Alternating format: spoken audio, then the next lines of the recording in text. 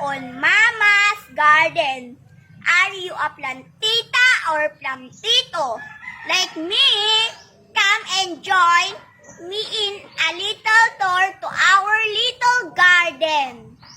First stop is the orchids area. In this area, we have different kinds of orchids like bandas, like cattleyas, and orchids plants.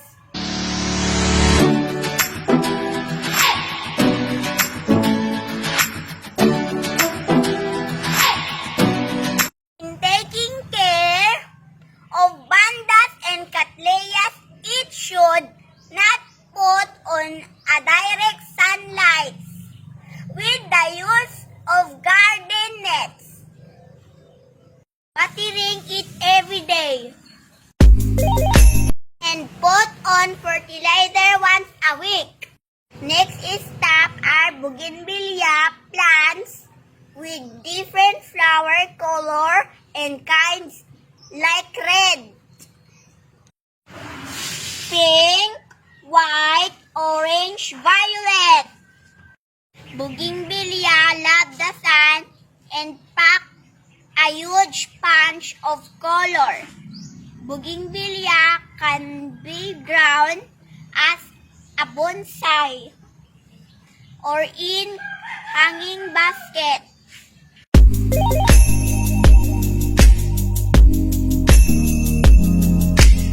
Our next stop is indoor and outdoor plants like pumpkin varieties, calathea, agnonia, caladium, and black velvet psyllium. Taking care of these plants, it should be placed in shaded area and water plants every day. Put on a fertilizer like cow manure as an organic fertilizer.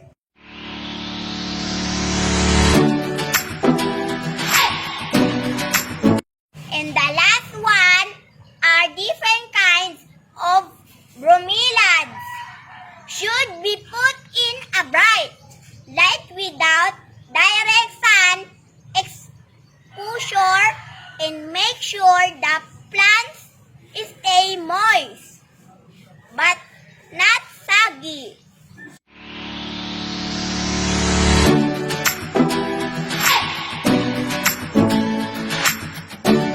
Spider plants should be watered moderately. Keep the soil moist to encourage growth. Fertilizer it up twice a month. Overall, we should plant more and take care of plants because gorgeous indoor and outdoor plants not only beautify our garden and surrounding, but plants have the ability to filter indoor and outdoor air pollutants and toxins to improve air quality. Plants emit oxygen, which assists increasing productivity and enriching health and well-being, both living and working space. Let's be a plantitas and plantitos. That's all for today.